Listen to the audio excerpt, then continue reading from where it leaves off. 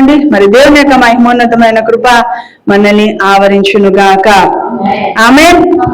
ప్రియమామయుని యొక్క ప్రేమలో పడిపోయినాం మనం అందరం కదండి. ఆయన మన తండ్రి, మన ప్రభు, మన స్నేహితుడు, మన రక్షకుడు. మరి మనకు అన్ని ఆయనే అయినారు కాబట్టి ఆయనకు మహిమ కలుగును గాక. సంకీర్తనలు 43:4 చూద్దాం. అప్పుడు నేను దేవుని బలిపీఠం వద్దకు నాకు ఆనంద సంతోషం కలుగజే దేవుని వద్దకు చేరుదును. దేవునికి మహిమ కలుగును గాక. మరి ఇక్కడ అప్పుడు అనే ఒక మాట ఏంటి అంటే, లోకంలో శాంతి సమాధానాలు లేనప్పుడు, మరి పరిస్థితులన్నీ అటు ఇటుగా ఉన్నప్పుడు ఏమంట, నేను దేవుని బలిపీఠం వద్దకు నాకు ఆనంద సంతోషము కలిగే దేవుని వద్దకు చేరుదును అంటున్నాడు. ఎప్పుడైతే శాంతి సమాధానాన్ని నేను కోల్పోతానో అప్పుడు, ఎప్పుడైతే నిరుత్సాహంతో ఉండి నిరీక్షణ కోల్పోతానో అప్పుడు. కాబట్టి ఇప్పుడు కష్టం రావడం మనకు అవసరమా కాదా? అప్పుడే దేవుని దగ్గరికి పోతాం. కష్టం లేకుంటే దేవుడు ఎవరో అని అంట కదండి. తమ కడుపే కైలాసం అనుకుంటున్నారు, తన కడుపే దేవుడు అని అనుకుంటున్నారు. అంటే ఎప్పుడు తినడంలో ముందరికి వెళ్ళిపోతుంటారు. సో అలా పని చేయడంలో ముందరికి వెళ్ళిపోతుంటారు. కానీ కష్టం వచ్చినప్పుడు ఒక్క రవ్వ ఆగి దేవా నువ్వు ఉన్నావా అని అన్న క్వశ్చన్ వేస్తారు కదా. అయితే ఈరోజు దేవా నువ్వు ఉన్నావా అనే దానికంటే దేవుడితో నువ్వు ఉన్నావా, దేవుడితో నీ నడిపింపు ఉందా లేదా ఒకసారి నువ్వు నెమరు వేయాలి అని దేవుడు కోరుకుంటున్నాడు. హల్లెలూయా, హల్లెలూయా. మరి ఇక నెమరు వేసే పరిస్థితి ఎక్కడొచ్చింది అనేది మనం చూస్తే, మొట్టమొదట నెమరు వేయడము అనేది మెడిటేషన్ అంటారు కదండి, వాక్యాన్ని ధ్యానించడము. మరి పశువులు కూడా తిన్న భోజనాన్ని నెమరు వేస్తాయంట. పశువుల భాషలో నెమరు వేయడం అంటారు, మరి వాక్యానుసారంగా ధ్యానించడం అంటారు. ఇంగ్లీష్ లోకి వచ్చేసరికి మెడిటేషన్ అంటున్నారు. సో మరి దేవుని యొక్క మహిమోన్నతమైన కృపను బట్టి ఇక ధ్యానించడం అనేది ఎక్కడ ఆరంభమైంది? మొట్టమొదట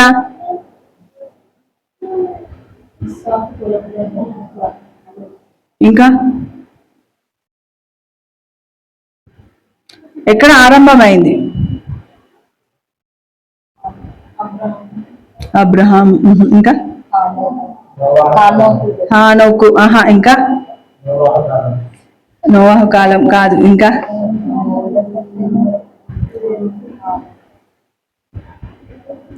సరే. యెషయా గ్రంథం 14వ అధ్యాయం చూడండి. యెషయా గ్రంథం 14:13 చూడండి. ఎక్కడ ఆరంభమైందో చూద్దాం.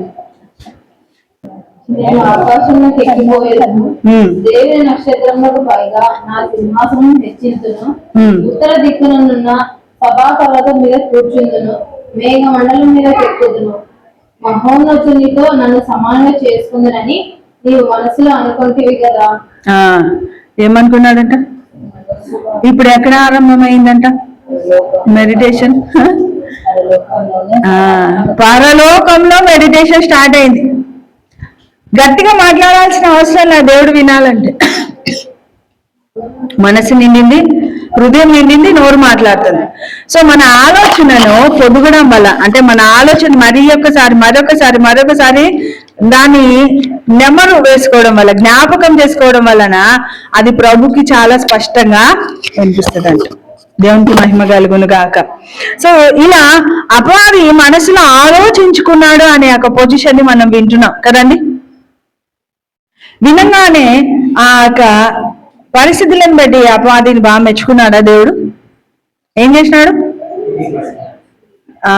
నువ్వు మనస్సులో యోచన చే దినం వరకు పరిశుద్ధుడే. ఎప్పుడైతే యోచనలో నువ్వు తప్పిపోయినావో అప్పుడు నువ్వు అపరిశుద్ధుడు. కాబట్టి ఈ పరిశుద్ధమైన స్థలం మీద నువ్వు ఉండడానికి వీల్లేదని అతన్ని అక్కడి నుండి నెట్టివేసినట్టుగా చూస్తున్నాం. మరి నెట్టివేయడం ఎక్కడి నుండి నెట్టేసినట్టు చదువు దాంట్లోనే 14వ అధ్యాయంలోనే లాస్ట్ వచనం ఉంటుంది చూడ, అదే పేజ్ లో.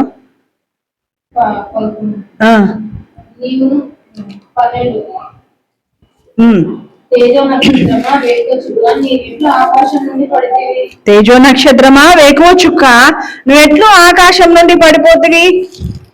జనములను పడగొట్టిన నీవు మట్టుకు వరకు ఎట్లు నరకబడితివి. దేవునికి మహిమ కలుగును గాక. ఇప్పుడు ఎక్కడి నుండి పడిపోయినాడంటే అపవాదైన సాతానుడు? మరొకసారి చెప్పండి, కరెక్టేనా? పరలోకం నుండి పడిపోయినాడా? పరలోకంలో దేవుడు ఉన్నాడు మా ఆల్రెడీ. ఆకాశంలో నుండి పడిపోయినాడు. ఆకాశం అనేది ఒక స్థలం స్పెసిఫిక్ గా ఉండాలి కదా. ఎహెజ్కేలు 28వ అధ్యాయం చూడండి. స్పెసిఫిక్ గా ఒక స్థలంలో నుండి వాడిని పడవేయడం జరిగింది.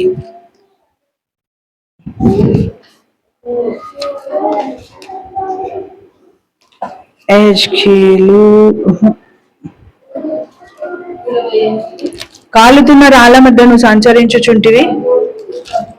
28:13 చూడండి. దేవుని తోటకు ఏదైనా తోటలో నీ వంటివి. ఎక్కడున్నాడంటే ఇప్పుడు ఎక్కడున్నాడు? మరి ఇంతకు ముందు మీరు ఎక్కడున్నారు? ఆకాశంలో కాదు, పరలోకంలో ఉన్నాడు అన్నారు మీరు.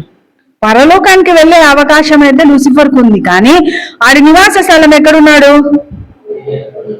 మొట్టమొదట వాని యొక్క నివాస స్థలం ఏంటి? ఎందుకు అంటే లూసిఫర్ యెహోవా దగ్గరికి వెళ్ళి రాగలిగే పొజిషన్ లో ఉన్నాడు. లూసి అంటే అందమైన, ఫర్ అంటే తీర్పు అంట. అలాగే మీకాయల్ అంటే యేసుప్రభు దగ్గర ఉంటాడంట. మీకా అంటే యుద్ధ వీరుడు, ఎల్ అంటే లార్డ్. గాబ్రియల్ పరిశుద్ధాత్మ సన్నిధానంలో ఉంటాడంట. మరి గాబ్రియల్ ఎల్ అంటే లార్డ్, గాబ్రియల్ అంటే శుభవార్త, వర్తమానము అనే అర్థంట. సో ఇలా ఆ యొక్క ప్రధాన దూతల స్థానంలో వాళ్ళు ముగ్గురు ఉన్నారు. అయితే యెహోవా దగ్గరికి వెళ్ళగలిగే యాక్సెస్ ఎవరికి ఉంది? లూసిఫర్కి ఉంది. మిగిలిన దూతలందరూ దేవుని చూసినారా అంటే అందరూ దేవుని చూసిన వాళ్ళు లేరు. దేవదూతలలో కూడా క్యాడర్స్ ఉన్నాయి. అయితే తండ్రి అయిన దేవుని ఇంతవరకు ఏ మానవుడు చూసి ఉండలేదు అని న్యూ టెస్టిమెంట్ లో ఉంది, ఓల్డ్ టెస్టిమెంట్ లో ఉంది. చూసి బ్రతికిన వాళ్ళు కూడా లేరు అని అంటున్నారు. కానీ కృపా సత్య సంపూర్ణుడైన తన కుమారుని ద్వారా తనను తాను బయలుపరుచుకున్నాడు అని ఉంది. అంతే పిలుపు అంటాడు, నువ్వు తండ్రి అంటే ఒకసారి నాకు బయలుపరుస్తాడే, నన్ను అరగవా అని అంటాడు. నా యందు తండ్రి అందు నేను ఏకమైనాము అంటే ఇప్పుడు మనం ఎవరిని చూస్తామండి? యేసుక్రీస్తుని చూస్తున్నాం. యేసుక్రీస్తు ద్వారా తండ్రిని చూస్తున్నాం. ఇప్పుడు నన్ను చూస్తున్న మీరు నాలో దైవత్వాన్ని చూడగలగాలి. సాధ్యమవుతుందా? ఎలా? క్రియల ద్వారా. ఎందుకంటే యేసుప్రభు అంటాడు, నా క్రియలను మీరు ఎరగరా, నా క్రియలను బట్టి అయినా మీరు నమ్మండి నేను దేవుని కుమారుని అని యోహాను సువార్త 11వ అధ్యాయంలో అంటాడు. అంటే నువ్వు దేవుని కుమారుడు అని డైరెక్ట్ గా చెప్పుకుంటున్నా అని వాళ్ళు రాళ్లతో కొట్టాలని చూస్తున్నారు యేసుప్రభు. అంటే ఈరోజు దేవుడు మనలో ఉన్నాడు అనడానికి కారణం ఏంటి అంటే మనం చేసే క్రియలను బట్టి. దేవునికి మహిమ కలుగును గాక. మరి ఇక్కడ లూసిఫర్ ఎక్కడున్నాడంట అండి? ఏదేను తోటలో ఏమైనాడు? మళ్ళీ ఒకసారి చూద్దాం. దేవుని తోటకు ఏదేనులో నువ్వు ఉంటివి. మాణిక్యము, గోమేదికము, సూర్యకాంతమనే రక్తవర్ణపు రాయి, సులిమాని రాయి, మరకతము, నీలము, పద్మరాగము, మాణిక్యము అను అమూల్యమైన రత్నములతో, బంగారుతోను నీవు అలంకరింపబడి ఉన్నావు. ఎందుకు అలంకరించబడి ఉన్నాడు? ఎందుకు అన్ని రాళ్ళు వచ్చినాయి? 9 రాళ్ళు కౌంట్ చేస్తే. కాబట్టి మనం 9 రాళ్ళ రింగు పెట్టుకోకూడదు, 12 రాళ్ళ రింగు పెట్టుకోవచ్చు. అది 12 రాళ్ళు అనేది నిర్గమకాండంలో ఏఫోదు మీద యాజకుడికి తయారు చేసే ఒక పథకం మీద ఉన్నాయి. మరి 9 రాళ్ళు ఎందుకు ఉన్నాయంటే ఇక అపవాదైన సాతానుడుగా పిలువబడుతున్న లూసిఫర్ చాలా అద్భుతంగా దేవుని ఆరాధిస్తూ ఒక్కొక్క క్యాడర్ ఇంప్రూవ్మెంట్ చేసుకున్నాడంట. సో ఇప్పుడు అతనికి 9 రకాల ప్రేషియస్ గిఫ్ట్స్ ఇవ్వబడినాయి. అవి ఒక్కొక్కటి ఒక్కొక్క శ్రేష్టమైన రత్నము, సులిమాని రాయి, మకరతము కదా, వజ్రము, అలా 9 రాళ్లను అపవాది అయిన సాతానుడు పొందుకోవడం అనేది దేవుడి యొక్క సన్నిధిని చూడగలిగే కృప కిందికి వెళ్ళిపోయినాడు. Praise the lord. Hallelujah. So ఆ యొక్క రత్నాలని పొదగబడిన అతని యొక్క తేజస్ కూడా చాలా అందంగా ఉండేదంట. తేజస్ అంటే మహిమ, మహిమ అంటే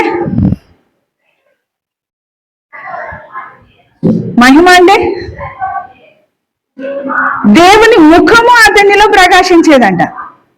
దేవునికి మహిమ కలుగును గాక. హల్లెలూయా. అంటే దేవుడి యొక్క ముఖ వచ్చస్సు అతని మీద పడగలిగేంత పరిశుద్ధంగా, ప్లజెంట్ గా, దేవుని యొక్క మనసును తెలుసుకోగలిగేంత స్వచ్ఛంగా అతను ఉన్నాడు. ఒక వెండిని శుద్ధీకరించినప్పుడు ఆ వెండి శుద్ధి అయింది అనా లేదా అని ఒక వ్యాపారం వెళ్ళి మనం అడిగితే అంటాడంట, నేను ఆ వెండిలోనికి నా ముఖం పెట్టి చూసినప్పుడు ఆ వెండిలో నా ముఖపు ఛాయ అంటే నా మహిమ దాని మీద కనిపించినప్పుడు ఇక నేను దానికి శ్రమ పెట్టడం ఆపేస్తానంటాడట. అంటే ఆ వెండి పారదర్శకంగా ఉంటది కాబట్టి ఆ వెండిలో అప్పుడు మనం అద్దంలో మనల్ని మనం చూసుకుంటే ఎలా కనపడిస్తామో అంత స్పష్టంగా ఒక వ్యక్తి యొక్క ముఖము చూడగలుగుతాం. Praise the lord. సో అలా దేవుని ఆరాధిస్తున్న లూసిఫర్ లో దేవుడి యొక్క ముఖము కనపడించేంతగా మహిమ పొందుకున్న వ్యక్తిగా ఉన్నాడు. కాబట్టి అతని యొక్క కిరీటంలో ఎన్ని రాళ్ళు ఉన్నాయి? అందుకే తల మీద ఉంటే గర్వం వస్తుందని ఛాతి మీద పెట్టినాడు దేవుడు. దేవునికి మహిమ కలుగును గాక. హల్లెలూయా. కావాలంటే ముద్ర ఉంగరంగా నేను నిన్ను చేస్తానని వేలకు పెట్టుకోమన్నాడు. వేలకు పెట్టుకోవడం వల్ల వివాహ దినంలో వేలికి ఒక రింగు తొడిగిస్తున్నారు. ఎందుకు తెలుసా అండి? ఇక ఈ నరము మన హృదయానికి కనెక్ట్ అయి ఉంటదంట. అర్థమవుతుందా? సో ఆ కనెక్షన్ ఎప్పుడు ఆ హార్ట్ బీట్ ని మనం కంట్రోల్లో పెట్టుకోవడానికి ఆ బంధము ఒకటి యూస్ఫుల్ గా ఉంటుందని సైంటిఫిక్ గా బయటికి వచ్చింది. కాబట్టి రింగ్ పెట్టుకోవడం వలన ఏమి నిబంధన, అది శారీరకంగా మానసికంగా కూడా ఏర్పడదు. అలా కిరీటం పెట్టేటప్పుడు ఒక నిబంధన అవుతాడు రాజు అని కదండి. సో అలా కంఠాభరణంగా వడ్డానంగా ధరించుకోవాలి అని వాక్యం చెప్తున్నాడు. అది ఏమి దానికి నిబంధన అంటే నేను ప్రభు కొరకు సిద్ధపరచబడుతున్న వధువు సంఘముగా నన్ను నేను సమకూర్చుకుంటాను అనే ఒక పొజిషన్ లోకి మనం వెళ్ళాలి. దేవునికి మహిమ కలుగును గాక. సరే, మరి ఇక్కడ వాడు ఎక్కడి నుండి పడిపోవడం జరిగింది? ఎందుకు పడిపోవడం జరిగింది అంటే అతనిలో ఆలోచన చెడ్డదైనందువలన పడిపోవడం జరిగింది. అయితే ఇక్కడ దావీదు మహారాజుకు కష్టం వస్తేనే గువ్వలాగా ఎక్కడికి వెళ్తున్నాడంట? దేవుని సన్నిధానానికి వెళ్తున్నాడంట. నీ బలిపీఠమే నాకు కోరదగిన స్థానం అంటున్నాడట. బలిపీఠము అంటేనే గుడారంలో మనం బలిపీఠాన్ని తీసుకుంటే అది నిత్యము కాలుచూ ఉండవలను అని ఉంది దానికి. ఇప్పుడు దావీదు మహారాజు కాలడానికి ఇష్టపడిపోతున్నాడు అక్కడికి. అర్థమవుతుందా అండి? నిత్యము ఏమైతుండాలా? నిత్యము అది దహించబడుతూ ఉండాలి. అంటే కష్టం వస్తే నేను ఎక్కడికో పారిపోను. కొంతమంది కష్టం వస్తే దేవుడి నుండి పారిపోతారండి. చాలా పారిపోను కానీ దేవుడికి మరి ఎక్కువ దగ్గరగా నేను వెళ్తాను అంటున్నాడు దావీదు మహారాజు. సో అలా దేవునికి దగ్గరగా వెళ్ళడం వల్ల నేను ఏం పొందుకుంటాను అంటున్నాడు? ఆనంద, సంతోష, సమాధానాన్ని పొందుకోవడానికి కలిగిన అర్హత అక్కడ దేవుడు మనకు అందజేస్తాడు. Praise the lord. Hallelujah. Hallelujah. 91:1 చదవండి. మహోన్నతుని చాటున నివసించువాడే సర్వశక్తిమంతుని నీడన. అదేంటి అర్థము? మీకు ఎప్పుడైనా అది అర్థమైందా? మహోన్నతుడు ఎవరు? సర్వశక్తిమంతుడు ఎవరు? సర్వశక్తిమంతుడు అంటే మహోన్నతుని చాటున నివసించువాడే. ఈ మహోన్నతుడు ఎవరు, ఈ సర్వశక్తిమంతుడు ఎవరు అనేది మీరు వచ్చే వారాన్ని కనిపెట్టుకొని రావాలి. దేవునికి మహిమ కలుగును గాక. మరి ఈ మహోన్నతుడు వేరు, సర్వశక్తిమంతుడు వేరా? ఇద్దరు ఒకటే. తండ్రి ఎందు ఆయన, ఆయన ఎందు తండ్రి అన్నాడు. పరిశుద్ధాత్మ దేవుడు వేరా? మళ్ళా కాదు, ఆయనే ఒకడు. నేను ఎప్పుడు దేవుణ్ణి వెతుకుతా ఉంటాను అనమాట. ఆయన ముఖ దర్శనాన్ని వెతుకుతుంటాను. అయితే నాకు దర్శనాలు చూపిస్తాడు ప్రభా. మరి రాకడ సమయంలో నువ్వు ఎలా తీర్పు తీరుస్తావు కదా? ఎలా తీర్పు తీరుస్తావు అని నేను దేవుని అడుగుతున్నప్పుడు 3D పిక్చర్ని చూసినానండి నేను. అది వాక్యంలో లేదు, బట్ నేనైతే 3D పిక్చర్ చూసిన. తండ్రి ఎందు కుమారుడు ఏకమవ్వడం చూసినాను, కుమారుడు ఎందు పరిశుద్ధాత్మ దేవుడు ఏకమై ఒక సింహాసన ఆసీనుడుగా కూర్చున్నప్పుడు సమస్త ప్రజలు వచ్చి అక్కడ తీర్పుకు సిద్ధమవుతారు. అయితే ఆయన భార్య తన పక్కన ఉంటది. అంటే ఎక్కడుంటారు? సభా పర్వతం మొత్తము ఆయన సెంటర్ ఆఫ్ అట్రాక్షన్ అయితే చుట్టూ ఏమంటారు సమూహం ఉంటారు. ఆ సమూహంలో ఆయన వెనుక అంతా మనం ఉంటాము, ముందరంతా తీర్పులోనికి వచ్చిన వారు ఉంటారు. అంటే ఆయన పక్కలో ఎవరు ఉంటారు? పరిశుద్ధ జనాంగం అంతా ఆయన పక్కలో ఉంటారు. ఎదురుగా నిలబడి తీర్పు తీర్చుకోవడానికి మరి వీళ్ళంతా సిద్ధంగా ఉంటారు. వారి క్రియలను బట్టి దేవుడు తీర్పు తీరుస్తూ వస్తాడు. కాబట్టి ఇక దేవుడు కనపడిస్తాడా వినపడిస్తాడా అంటే కనపడిస్తాడు, వినపడిస్తాడు, మనతో నడుస్తాడు, మనల్ని ఓదారుస్తాడు, మనకు కావాల్సిన స్పర్శని ఇస్తాడు, మనల్ని ఎత్తి పట్టుకోగలిగే అంత కృప కిందికి తీసుకొని వెళ్తాడు. బట్ మనం ఏం చేస్తుంటాం అంటే మనుషులను పీక తింటాం, మనుషుల నుండి ఎక్స్పెక్టేషన్స్ చేస్తుంటాం. కాదండి, దేవుని దగ్గర నుండి ఎక్స్పెక్ట్ చేయాలి. ఒక చిన్న స్టోరీ చెప్పే ముందర 90వ వచనం చూద్దాం. ప్రభువా తరతరముల నుండి మాకు నివాస స్థలం నీవే. దావీదు మహారాజు అన్నట్టుగా మనం అనలేకపోతున్నాం కాబట్టి మన నివాస స్థలం మనిషి హృదయంలో ఉండాలి అని కోరుకుంటున్నాం.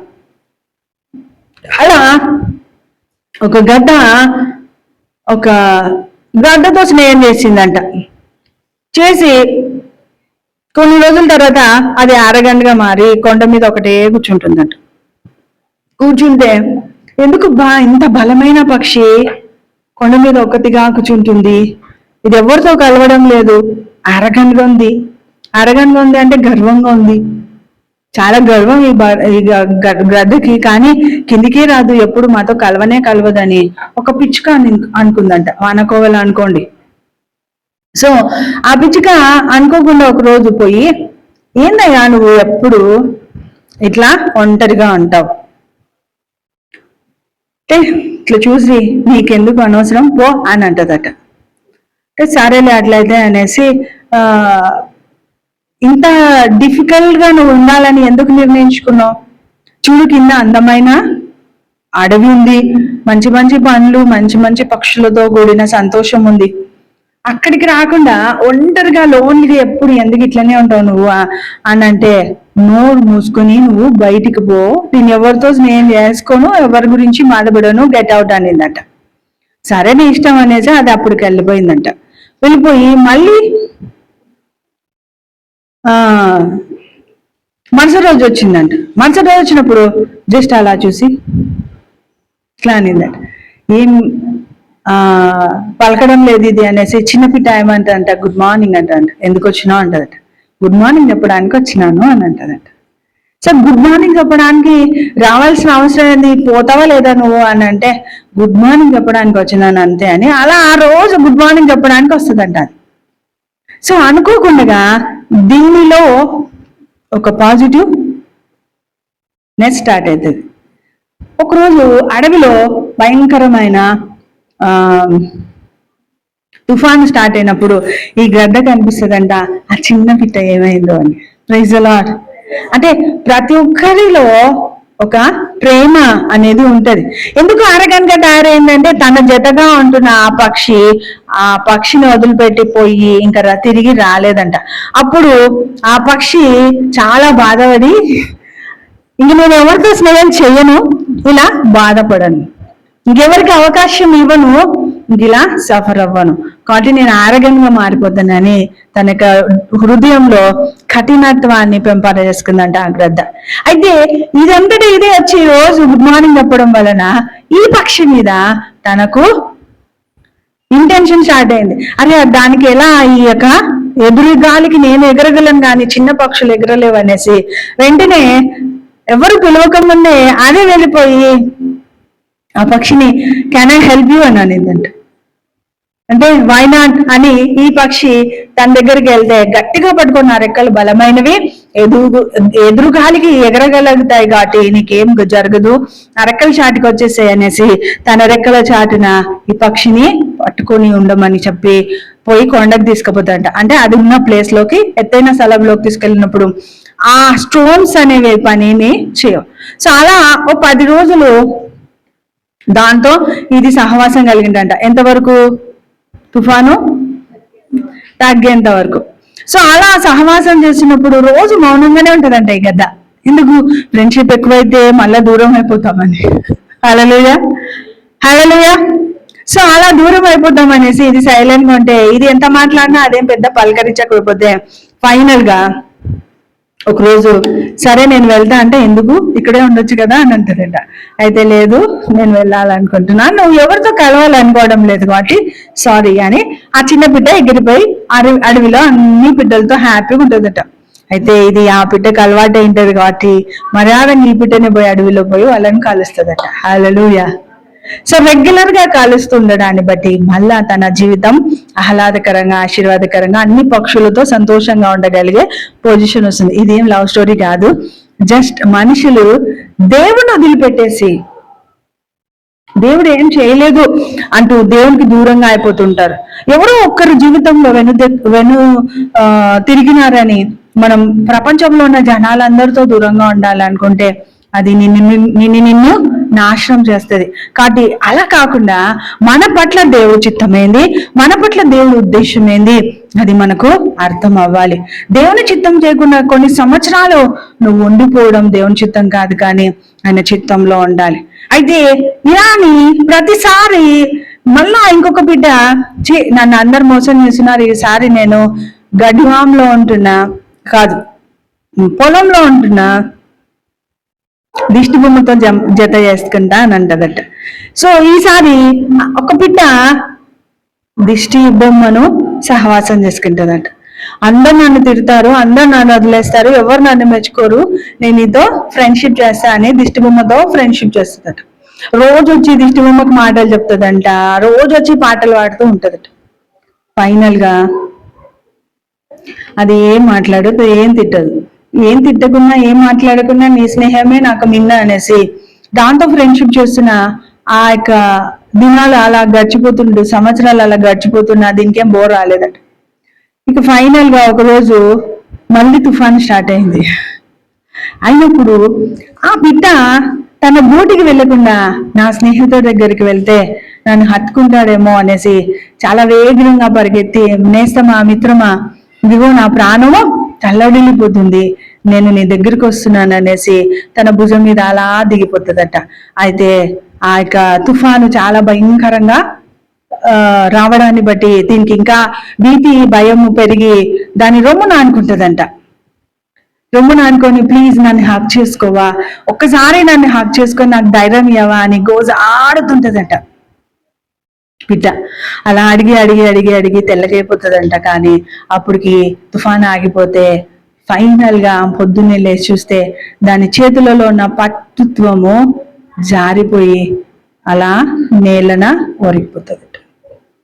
కాబట్టి లోక స్నేహాన్ని చూస్ చేసుకునేటప్పుడు చాలా జాగ్రత్తగా, నేను ప్రేమించని, నీతో మాట్లాడలేని, ఒక జీవం లేని స్నేహితులతో ఫ్రెండ్షిప్ చేస్తున్నావా, విగ్రహంతో ఫ్రెండ్షిప్ చేస్తున్నావా చూడు. అయితే ఏసయ్య నిజ స్నేహితుడు, జీవాధిపతి అయి నీ కోసం ప్రాణం విడిచిన కన్న తండ్రి అయి ఉన్నాడు. కాబట్టి ఆయనతో మనము మన జీవితాన్ని స్టార్ట్ చేయాలి.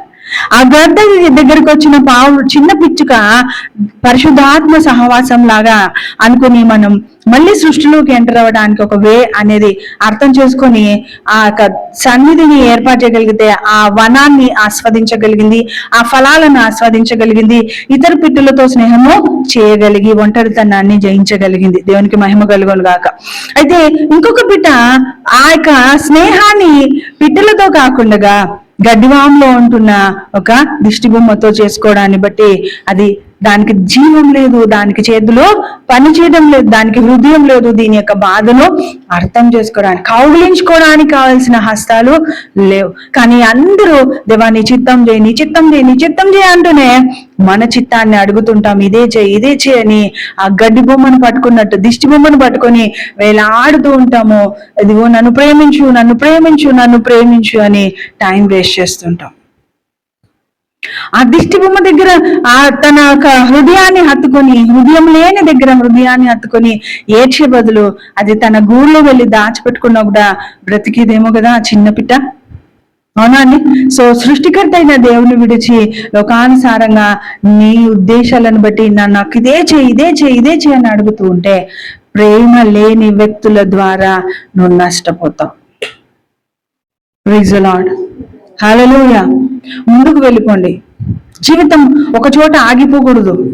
అది దేవుడి చిత్తం కాదు. నిన్ను సంతోషపెట్టడానికి దేవుడు చాలా ఇష్టపడుతున్నాడు. నిన్ను ఇతర విషయాలలో తృప్తిపరచడానికి, వరముల చేత అలంకరించడానికి దేవుడు కోరుకుంటున్నాడు. కానీ అపవాదైన సాతాను చేత వధించబడుతూ పడిపోతున్న రీతిలో వాడు ఎక్కడి నుండి పడిపోయినాడండి? ఏదేను వనములో నుండి పడిపోయినాడు. అంటే పరలోకపు సన్నిధిలోనే దేవుని యొక్క సహవాసంలోనికి ఎంటర్ అవ్వాల్సిన ఆ దేవదూత దేవుని యొక్క మహిమను కోల్పోయినాడు చెడుగా ఆలోచించడాన్ని బట్టి. కాబట్టి ఇప్పుడు చెడ్డది ఎక్కడి నుండి వస్తుందండి? అపవాది దగ్గర నుండి వస్తుంది కదా. అపవాది తెచ్చే ఆలోచనలకు మీరు లోబడి దేవుని శోధించొద్దండి. అయ్యా నాకు ఇది చేయి, ఇది చేయి, ఇది చేయని మనం దేవుని ఒక పిట్టలాగా అడిగి నేల రాలిపోయి నరకానికి వెళ్ళిపోతుంటాం. అది కాదు దేవుని చిత్తం. ఒక గడ్డలాగా చేతగాని పరిస్థితులలో మనం అలా ఒక కొండ మీద నిలబడి దేవుని చిత్తం చేయకుండా ఉండడం కూడా దేవుని చిత్తం కాదు. నువ్వు నా కంఫర్ట్ జోన్ ని వదిలిపెట్టేసి నువ్వు సంతోషంగా విహంగ యాత్ర చేస్తూ నీకు కావలసిన వాటిని సమకూర్చుకుంటూ దేవుని ఆరాధించాలనేది దేవుడి యొక్క ఉద్దేశం. దేవునికి మహిమ కలుగును కాక. సో ఈరోజు ఎందుకు ఈ పిచ్చుక గురించి చెప్పమన్నాడు దేవుడు అంటే, చాలా మంది బలహీనమైన పరిస్థితుల్లోకి వెళ్ళిపోతున్నారు. ఆదరణ లేక అల్లార్చున్నదాన నీలాంధ్రంతో మణిమాణికంలతో నీ కోటకొమ్మలను మరలా కడతానంటున్నాడు దేవుడు. అంటే ఎంత మంది ధృవీకరించిన, ఎన్ని రకాలుగా ఓడిపోయినా మళ్ళీ నేనున్నాను లేనేస్తామా అని చేపట్టి పిలుస్తున్నాడు దేవుడు. ఆమేన్. దేవునికి మహిమ కలుగును గాక. ఒకసారి స్టాండర్డ్ చర్చ్ లో ఒక పాట పాడుతున్నాడు ఎవరో ఒక పిల్లోడు, చాలా అద్భుతంగా ఆ పాటలోకి ఇన్వాల్వ్ అయ్యి, ప్రభా how much you are greater than అనేది నేను చూడగలగాలి, ఎంత గొప్ప దేవుడు, నేను నిన్ను ఆరాధించాలి, నేను ముందు లైన్లోనే కూర్చుంటాను నేను ఎప్పుడు. సో అలా కూర్చున్నప్పుడు ప్రభు వల్ల ఉంటుంది కదండి, ఆ ప్లేస్ లో పైన ఒక సింహాసనం, తెల్లని సింహాసనం, తెల్లని వస్త్రాలు వేసుకొని పక్కన ఇద్దరు దేవదూతలు కలిగిన ఒక దర్శనాన్ని నేను చూస్తాను ప్రభు వాళ్ళు ఇచ్చేటప్పుడు. అక్కడ నుండి దిగొచ్చి లాస్ట్ ఆమెన్ ఆమెన్ అని 7 సార్లు అనేటప్పుడు కంతా ఒక్కొక్కరిని ఇట్లా బ్లెస్ చేస్తూ ఒక్కొక్కరి మీద ఇట్లా వెలుగు ప్రకాశింపజేయబడడం నేను స్పష్టంగా చూస్తాను మన స్టాండర్డ్ చర్చ్ లో. బట్ అది ఈరోజు ఒక గొడవలకి నిలయంగా ఉండిపోతుంది. దేవుని సన్నిధి అది. నీకోసమో నా కోసమో పదవి కోసమో కాదు మనం చర్చికి వెళ్ళాల్సింది. ఆయన మనసును గెలవడం కోసం వెళ్ళాలి. ఆయన హృదయాన్ని హత్తుకోవడం కోసం వెళ్ళాలి. ఒక దిష్టి బొమ్మను హత్తుకున్న ఆ పిట్ట ఓదార్చబడలేదు, కానీ క్రీస్తు సజీవుడైనాడు, నిన్న నేడు నిరంతరం ఏకరీతిగా ఉంటున్నాడు. కనుక ప్రభు నీ చిత్తం చేయటకు నేను ఈరోజు సజీవులకులో ఉన్నాను, నీ కృపను బట్టి నేను నిన్ను ఆరాధించడానికి ఇంకా నన్ను బిగిస్తున్నాను, ఇంకా నన్ను నేను నీకు అప్పగించుకుంటున్నాను అంటూ ఎప్పుడైతే నువ్వు దేవునికి అప్పగించుకుంటావో, ఎప్పుడైతే దేవుని నువ్వు గణపరచడానికి ఇష్టపడతావో, అప్పుడు దేవుడు ఇంకా బలపరుస్తాడు, ఇంకా బలపరుస్తాడు, ఇంకా స్థిరపరుస్తాడు, ఇంకా ఉద్దేశపూర్వకంగా నిన్ను నడిపిస్తాడు. దేవునికి మహిమ కలుగును గాక. హల్లెలూయా, హల్లెలూయా. మనం ఎవరి మీదనైనా రివెంజ్ తీసుకుంటుంటాం. నన్ను వద్దన్నాడు కాబట్టి నా కాళ్ళ దగ్గరికి రావాలి, నేనంటే ఏదో చూపించాలి అని అనుకుంటా. కానీ వాళ్ళు ముందరికి వెళ్ళిపోతారండి. గ్రడ్జ్ లో ఉండి, దేశంలో ఉండి, డిస్టర్బ్ లో ఉంటున్నా నువ్వు మాత్రం ఆగిపోతావు. కాబట్టి సెల్ఫ్ రైచియస్నెస్ అనేది చాలా తప్పు. అలాగే సెల్ఫ్ ఫర్గివ్నెస్ లేకుండా బ్రతకడం కూడా చాలా తప్పు. మొట్టమొదట ఇతరులను క్షమించి నిన్ను క్షమించేసుకోమంటున్నాడు. పరలోకమందున్న మా తండ్రి, ఆ ప్రార్థనలో ఎందుకు ఆ ప్రభు మనకి మెయిన్ ఇంపార్టెంట్ గా ఇదిగో నా శత్రువులను క్షమించిన ప్రకారం నువ్వు నన్ను క్షమించు అని ఒక వచనాన్ని పెట్టినా అంటే, మొదట నువ్వు ఎవరిని క్షమించాలో వాళ్ళని క్షమించేసే, వదిలేసే, ఇంకా గతాన్ని వదిలేసి ముందుకు వెళ్ళడానికి కావాల్సిన భవిష్యత్తులోనికి వెళ్ళు. దేవుడు అద్భుతమైన భవిష్యత్తుని నీకు ఉంచున్నాడు కాబట్టి, జాబ్ కావాలా, లేకపోతే మరి మ్యారేజ్ కావాలా, ఇతర విషయాలన్నింటిలో దేవుని ఆరాధించడంలో ఉంటున్న మహిమాన్వితమైన జీవితంలోనికి నువ్వు వెళ్ళగలిగితే, ఇది నా చిత్తం అని ఆయన బలిపరిచినప్పుడు దానికి విధేయతగా ఉండాలి. హోషేయనా మరి ఒక వ్యభిచారిని చేసుకోమంటాడు హోషేయ ప్రవక్తనే. పోయి ఆమెను చేసుకోపో నువ్వు అని అంటే, ప్రభా ఆమె వ్యభిచారిని కదా అని అంటాడు. లేదు చేసుకో అంటే ఆమె మళ్ళీ తప్పిపోతుందంట. అయితే మళ్ళీ వెళ్ళి చేసుకో అంటున్నాడు. దానికి సాదృశ్యం ఏంటి అంటే, లోకాన్ని నేను అంత ప్రేమించినాను, దుర్బీజులుగా వారు నా మాట వినడం లేదు, అయిననేమి నేను వారిని క్షమించి వారిని నేను వివాహం చేసుకుంటాను, దానికి నువ్వు సూచనగా ఉన్నావు అంటూ హోషేయ జీవిత చరిత్ర తెలియపరచబడుతుంది. చూడండి, దేవుడు మనల్ని ప్రేమించే కొద్ది కారుద్రాక్షాలని అందజేస్తున్నాం, నీరు పోస్తున్నాడు. అనేక సేవకుల ద్వారా వాక్యాన్ని ప్రకటింపజేస్తున్నా కూడా మరి కారు ద్రాక్షల లాగా ఉంటున్నాం మేము. ఒకసారి చూసుకోండి. కారు ద్రాక్షాలు కాయడం దేవుని చిత్తం కాదండి. ఫలించే ద్రాక్షావళి వల్లే మనం ఉండాలి. తీగలు మీరు ద్రాక్షావళిని నేను అని అంటున్నాడు. ఒక తీగ ఆ ద్రాక్షావళిని మోయగలదా అంటే ఎంత బలం ఉంటుందండి ఆ తీగకు, అవునా? సో అంత బలాన్ని మనం ఎక్కడ పొందుకుంటామంటే ఆయన సన్నిధిలోనే పొందుకోగలుగుతాం. అంత మధురముగా మన జీవితం మార్చబడాలని దేవుడు కోరుకుంటున్నాడు. కారు ద్రాక్షాలు అంటే ఏంటి? చేదు ద్రాక్షలు అంట. ఎవరైనా చేదు ద్రాక్షలు డబ్బులు ఇచ్చి కొంటారా అండి? ఆ చేదు ద్రాక్షలను డబ్బులు పెట్టి కొన్నా కూడా పాడేస్తాం. Praise the lord, hallelujah. So ఈరోజు మన జీవితాలలో మనం కారు ద్రాక్షాలు కాసేవారిగా ఉండొద్దు. దేవుని నివాస సాధనంగా చేరిన మన జీవితాలలో మనం డైరెక్ట్ గా ప్రభా ఇది నీ చిత్తం అవునా కాదా అన్నప్పుడు దానిలో మనకి పాజిటివ్ వేవ్స్ వస్తాయి. రాలేదు, నెమ్మది లేదు, నీకు ఆలస్యం అవుతుందంటే దాన్ని వదిలిపెట్టి ముందుకు వెళ్ళిపో. జీవితం అదే చేయి అంటే నీ చిత్తాన్ని చేయమంటున్నావు తప్ప దేవుని చిత్తం కాదు. ప్రైజ్ ది లార్డ్, హల్లెలూయా. ఒక చిన్న పక్షి జ్ఞానం లేక ఒక హృదయం లేని ఒక బొమ్మతో స్నేహం చేసి తన ప్రాణాన్ని కోల్పోయింది. కానీ మనం పక్షులం కాదండి. స్వయంగా ఆలోచించగలిగే క్రీస్తు స్వారూప్యాన్ని కలిగిన బిడ్డలం. అది స్త్రీ అయినా పురుషుడైనా కావచ్చు. మంచి ఫలాలు ఫలించాలని దేవుడు కోరుకుంటున్నాడు. మంచి ఫలం అంటే గలతీయులకు రాసిన పత్రిక 5:22 ప్రకారం ప్రేమ, సంతోషము, సమాధానము, దీర్ఘశాంతము, ఆశా నిగ్రహం, విశ్వాసం కదండి. మరి ఇక 9 ఫలాలని మనం కలిగి ఉండాలి. మొదటి 3 ఫలాలు దేనికి సాదృశ్యం? 9 ఫలాలు మొత్తం ఫలము అంటారు దాన్ని. మొదటిది దేనికి సాదృశ్యం సిస్టర్? మనకి దేవునికి ఉన్న సంబంధానికి సాదృశ్యం. అంటే నువ్వే ప్రయాసపడాలి. రెండోది వచ్చేసి మనకు ఇతరులకి, వేరే వ్యక్తులని నువ్వు ప్రేషియస్ మైండ్ కలిగి గైడ్ చేయగలిగే ఒక సహవాసంలో ఉండాలి. మూడోది నీకు దేవుడికి మధ్య సంబంధం. సో మూడు ఆంతర్యాలలోకి వెళ్ళగలిగినప్పుడు నువ్వు ఖచ్చితంగా దేవుని చూస్తావు.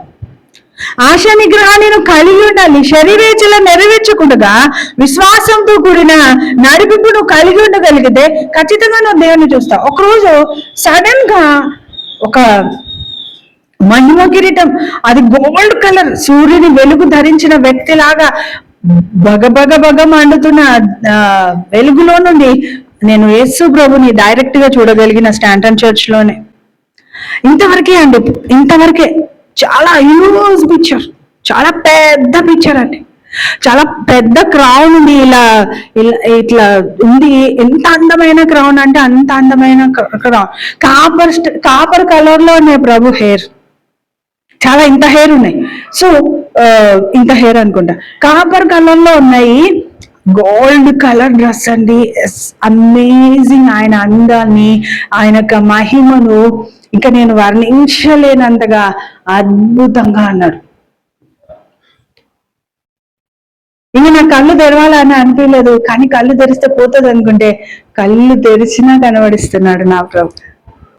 హల్లెలూయా, హల్లెలూయా. సో కళ్ళు తెరిచిన అంటారు కదా, ఊహ బతుకుతుంది. హాలిసినేషన్ అంటే ఈ పిచ్చి ముఖంది ఊహలో బతుకుతుంది అని అనుకుంటారు కదా. కాదు, నాకు ఒకటే నడిచిన చిన్నక్కని నా కాడ చిన్నక్క నాతో నడిచింది. మా మమ్మీ ముందర వెళ్ళిపోతుంది, మళ్ళీ వంట చేయాలని. అప్పుడు మా మమ్మీని వంట చేయాలి కాబట్టి, ఇప్పుడంటే మా మీద వదిలేస్తుంది. సో అలా ఏమో తయారవుతుందని ముందర పోతుంది. ఈసన్ కాంపౌండ్ లో నుండి వస్తున్నాము. ఆ ఈసన్ కాంపౌండ్ లో నుండి ప్రభు నాతో పాటు నడుస్తున్నాడు. ఏ మాటలు చెప్తున్నాను అంటే దేవుడు మనతో ఉంటాడా? ఎస్, ఎవరు లేని చోటులో ఉంటాడు నా పక్కలే. ఆ పాటలో ఆ పదం నాకు రియల్ గా నా లైఫ్ లో నేను చాలా అనుభవిస్తాను కాబట్టి ఎస్, ఎవరు ఉండని చోటులో ఆయన ఉంటాడు. గాఢాంధకారపు లోయలలో సంచరించిన భయపడొద్దు అని అంటాడు, నేను నీకు తోడైనాను అంటున్నాడు.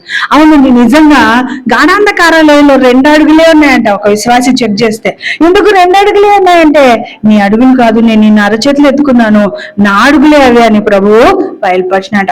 ఇంత ప్రేమిస్తున్న ఆయనకు నా చిత్తం చేయి అనడము మన చిత్తం అయిందాలా? ఆయన చిత్తమే చేయాలి కష్టమైన అని హోషేలాగా విధేయత చూపించడం అవసరం అంటారా? ఒక వ్యభిచారిని చేసుకోపో హోషేయ అంటే వా అని అంటాడు. ఆయన కూడా చేసుకోవాల్సిందే అంటే విధేయత చూపిస్తున్నాడు. అంటే సేవకులు వాళ్ళు ఇంకా శిరసాయిగా సువర్ణ పుష్పాలుగా ఉన్నారు అంటే దేవుడి మాటకు అంత విధేయత చూపించినారు. హల్లెలూయా, హల్లెలూయా. పెళ్ళొద్దు నీకంటే పెళ్ళొద్దు అన్నట్లనే ఉండండి. నేను ఇతన్ని ఇష్టపడినాను, ఇదే జరగాలి, వద్దు దయచేసి. అది దేవుడి చిత్తంలో ఉందా, అదే వచ్చి నీ దగ్గరకు వచ్చి నిలబడాలి. మోనో మ్యారేజ్ చూసినాం కదండి, దేవుడి చిత్తంలో లేదా, లివ్ ఇట్, వదిలేసే, ఇంకా ముందరికి వెళ్ళిపోండి. నువ్వు సెల్ఫ్ రెస్పెక్ట్ తెచ్చుకోండి. నువ్వంతటి నువ్వు ముందరికి వెళ్ళడం దేవుని చిత్తమే కాబట్టి, దేవా నేను ఎలా ముందరికి వెళ్ళాలి, అనేకులకు ఆశీర్వాదకరంగానా, అనేకులకు ఉపయోగకరంగానా, లేకపోతే నాకు నేను ఉపయోగకరంగా ఉంటే చాలా?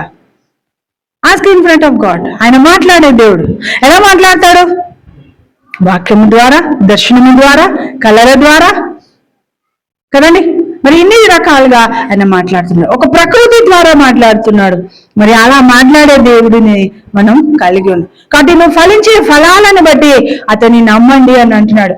కాబట్టి ఒక దిష్టి బొమ్మను చూసినప్పుడు ఏం ఫలాలు ఉన్నాయండి?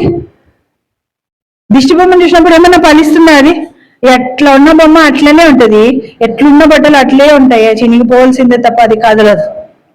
కానీ మనిషి అయినా నువ్వు కదలగలవు, కూర్చోగలవు, నిలబడగలవు, నీవు ఫలించగలవు, నువ్వు అభివృద్ధి చెందగలవు. నీతో ఉన్నవారు కూడా ఫలించాలి, నీతో ఉన్నవారు కూడా అభివృద్ధి చెందాలి. అదర్వైజ్ యు ఆర్ దిష్టి బొమ్మ. నువ్వు కూడా ఫలించలేని వ్యక్తిగా ఉంటే దేవుడు సంతోషిస్తాడా? కారు ద్రాక్షలు కాసిన ద్రాక్షవల్లి లాగానే నువ్వు ఉంటావు. కాబట్టి నీవు ఎవరితో సహవాసం కలిగినావో ఆ సువాసన ఉండాలి, ఆ మహిమ ఉండాలి. ఆ సువాసన, ఆ మహిమను బట్టి నీతో సహవాసం చేసే వాళ్ళు కూడా ఆ సువాసనగా మార్చబడాలి, ఆ మహిమగా మార్చబడాలి. హల్లెలూయా, హల్లెలూయా. సండే అంటే సిద్ధపడి రండి. God going to touch me, God going to heal me, God going to live in me. ఆయన నాతో ఉండాలనుకుంటున్నాడు, నాలో ఉంటాడు, నాతో వస్తాడు. సో సంతోషంగా రండి. ఆదివారం అంటే ఇట్స్ బిగ్ సెలబ్రేషన్. మనం ఏదైనా ఫంక్షన్స్కి వెళ్ళాలంటే ఎలా వెళ్తాం? అవునా? మన స్తోమత చూపించాలనుకుంటాం, మన సంతోషాన్ని ఇంకా రెట్టింపు చేసుకోవాలని అక్కడికి వెళ్తాం. ఆదివారం నువ్వు ఎందుకు వస్తున్నావు? సమయానికి రావాలి. సమయానికి ఆయన నువ్వు ఆయన చూడడానికి ఒక ఉత్కంఠతతో, ఆసక్తితో నువ్వు వస్తే ఆయన కనపరుచుకునే దేవుడుగా ఉన్నాడు. నా కన్నులకు కనపడకపోవచ్చు, ఈరోజు నీ కన్నులకు కనపడొచ్చు. నీదే కదండి. ఆ యొక్క సాతానుడు పడిపోవడమే కాకుండా హవ దగ్గరికి వెళ్ళి ఆమె కన్నులకు ఇంపైనదిగా ఉండేటట్టుగా ఆమెకు ఆలోచన కలగజేసే దాన్ని ధ్యానించిందంట. ఆమె కూడా ఎట్లా ధ్యానిస్తుంది? అది ఆహారానికి మంచిదైనట్లు గమనించిందంట. మరి 11వ అధ్యాయంలో ఆకాశాన్ని అంటగలిగే యొక్క గోపురానికి అర్థమని సాతానుడు మనుషులని ప్రేరేపిస్తున్నాడు. సో ఏం చేసి వాడు సింహాసనం ఆకాశంలో వేసుకోవాలి, దేవుడిగా మార్చబడాలనేది సాతాను యొక్క గోల్ అయింది. అయితే నువ్వు ఏం ఆలోచించకుండానే దేవుడి ప్రక్కల నిలబడగలిగే వధువు సంఘంగా ఉండడానికి కావాల్సిన పరిశుద్ధతను కలిగి ఉంటే దేవుడు నీకు ఆ సింహాసనాన్ని ఇస్తానంటున్నాడు. అయితే ఆ సింహాసనాన్ని నువ్వు అధిరోహించకుండా అపాది నిన్ను లోకం అనే వ్యాపారంలో బిజీ చేస్తున్నాడు, ప్రేమలో పడిపెట్టేట్టుగా చేస్తున్నాడు, కుటుంబ వ్యవస్థలో ఓడిపోయేటట్టుగా చేస్తున్నాడు, లేకపోతే జాబ్ లో సక్సెస్ లేకుండా చేస్తున్నాడు. సో డిస్ట్రాక్షన్స్ ఎక్కడ పడితే అక్కడ తీసుకొని రావడాన్ని బట్టి ఐఎమ్ అన్వర్ది అని నిన్ను నువ్వు ఫీల్ అయ్యేటట్టుగా సెల్ఫ్ ఇంటర్ప్రిటేషన్ తీసుకొచ్చుకుంటున్నావు. కానీ త్రూ వర్డ్ ఆఫ్ గాడ్ దేవుడు నీకేం చెప్తున్నాడు? నువ్వు మంచి చెట్టువా కాదా? ఈ వాక్యానుసారంగా చూసుకుంటే అవును, నేను మంచి ఫలాలు ఫలించే చెట్టుని, నాలో ప్రేమ ఉంది దేవా, ఇంకా నేను ప్రేమిస్తున్నాను. ప్రేమ సంతోషాన్ని ఎప్పుడు కోల్పోద్దండి. దేవుడు దర్శనాన్ని మనకు అనుగ్రహిస్తాడు. నేను చాలా డిస్టర్బెన్స్ అవుతాను, చాలా డిస్ట్రాక్ట్ అవుతాను సమ్ టైమ్స్. ఏంటి ప్రభా ఇలా సంతోషం అనేది కనపడకుండా చిరాకుగా ఉంది పరిస్థితులు అన్నప్పుడు ఆయనని ఆశ్రయిస్తే మాత్రం ఓవర్ నెమ్మదిని అనుగ్రహిస్తాడు. దేవునికి మహిమ కలుగునుగా. ఒక సండే అని కాదని ఏదైనా మీటింగ్స్ నువ్వు సిద్ధపడి నిలబడగలిగితే he will touch you, he will pour his spirit on us. ఎందుకంటే నేను దాన్ని ఆస్వాదించగలిగి. దేవునికి మహిమ కలుగును. ప్రభా నేను ఈరోజు నీకోసం సిద్ధపడి వెళ్తున్నాను. I need something special. నాకు నీ ప్రేమలో ఇంకా ఒక మట్టి ఎదగాల అనుకుంటున్నాను. నీ కృపలో నన్ను ఆవరించమని నువ్వు దేవుని అడిగితే ఖచ్చితంగా ఆయన గాయపడిన హస్తాన్ని మన మీద ఉంచుతాడు, మనల్ని తృప్తిపరుస్తాడు, మనల్ని ఓదారుస్తాడు, మన కన్నీళ్లను తుడిచివేస్తాడు, మనల్ని ఆదరిస్తాడు. ఆయనకు నచ్చిన బిడ్డలుగా మనం జీవించడానికి కావాల్సిన నడిపింపు దేవుడు అనుగ్రహిస్తాడు. కాబట్టి ఫలములను బట్టి అతను ఏమైనాడో తెలుసుకోమంటుంది. దేవునికి మహిమ కలుగును గాక. ఊరికి అలుగుతున్నారా? వదిలిపాడేసేయండి. ఊరికి చిరాకు పడుతున్నారా? వాళ్ళతో స్నేహం వదిలేసేయండి. ఊరికి మోసం చేస్తున్నారా? వాళ్ళతో మనకు అవసరం లేదని ముందరికి వెళ్ళిపోండి. మీ అవసరాన్ని తీర్చేది ఆడపిల్లైనా మగపిల్లడైనా దేవుడి స్నేహితుడైతే నెమ్మది ఉంటది. దేవుడి చిత్తంలో ఉంటే నెమ్మది ఉంటది. నెమ్మది లేదు అంటే వదిలేసేయండి. ఆన్నే మీకు అర్థమైపోతుంది ఇది దేవుని చిత్తం కాదు అనేసి. మళ్ళీ దేవుని చిత్తం అవునా కాదా అని మళ్ళా ప్రార్థన కోసం రావాకండి దయచేసి. మీకు అర్థమవుతుంది, మీకు సెన్స్ ఉన్నాయి. కాబట్టి దాంట్లో ప్రభా ఇక ఆలస్యం వెంబడి ఆలస్యం చేసే దేవుడు కాదు, కృప చూపించే దేవుడుగా ఉన్నావు కాబట్టి సఫలం ఇచ్చే దేవుడుగా ఉన్నావు అనేసి దేవుని కనపరిచే వాళ్ళుగా ఉండాలి. ఆదికాండం 43:11 చూద్దాం. వారి తండ్రి అయిన ఇశ్రాయేలు వారితో అట్లయినా మీరు ఇలాగు చేయడి, ఈ దేశమందు ప్రసిద్ధములైనవి అనగా కొంచెం మత్స్యకి, కొంచెం తేనె, సుగంధ ద్రవ్యములు, బోలము, పిస్తాచకాయలు, బాదం కాయలు మీ గోనెలలో వేసుకొని ఆ మనుషునికి కానుకగా తీసుకొని పోవుడి. సో శ్రేష్టమైన ఈవులను తీసుకొని ఒక రాజును దర్శించమని యాకోబు, రాజుని కలవాలంటే ఆ దేశంలో ఏది శ్రేష్టమైందో వాటిని మీరు తీసుకెళ్లడం వలన అతని కృప మన మీద ఉంటది అని అంటున్నాడు. సో ఈరోజు దేవుని కలవడానికి వెళ్తున్నావు, నువ్వు ఏం తీసుకుపోతున్నావు? ఏం తీసుకుపోతే నువ్వు దేవుని సంతోషపెడతావు? ఆలోచించండి. ప్రైజ్ ది లార్డ్, హల్లెలూయా. దేవుని కలుసుకోవడానికి వెళ్తున్నావు, నువ్వు ఎలా ఉండాలి? రూతులాగా మనం నా రెక్కల చాటుకొచ్చిన కనుక రెండంతల దీవెనని నీకు అనుగ్రహిస్తానంటూ ప్రతిసారి అన్యురాలైన రూతు దేవుని యొక్క రెక్కల చాటుకొచ్చి నమ్మకంగా పనిచేయడాన్ని బట్టి ఆమె దీవించబడినట్టుగా మనం కూడా ప్రత్యేకమైన కృప పొందడానికి కావాల్సిన మంచి మనసును, దుఃఖపూరితమైన మనసుతో కాదండి, సంతోషకరమైన మనసును దేవునికి సమర్పించడానికి ఇష్టపడదాం. ఎప్పుడు దుఃఖమేనా? ఎప్పుడు కష్టాలు చెప్పుకోవడానికి నా దేవుడు? అర్థం చేసుకోండి. కష్టం చెప్పుకుంటే కష్టాన్ని వినే దేవుడుగానే ఉంటారు మీకు.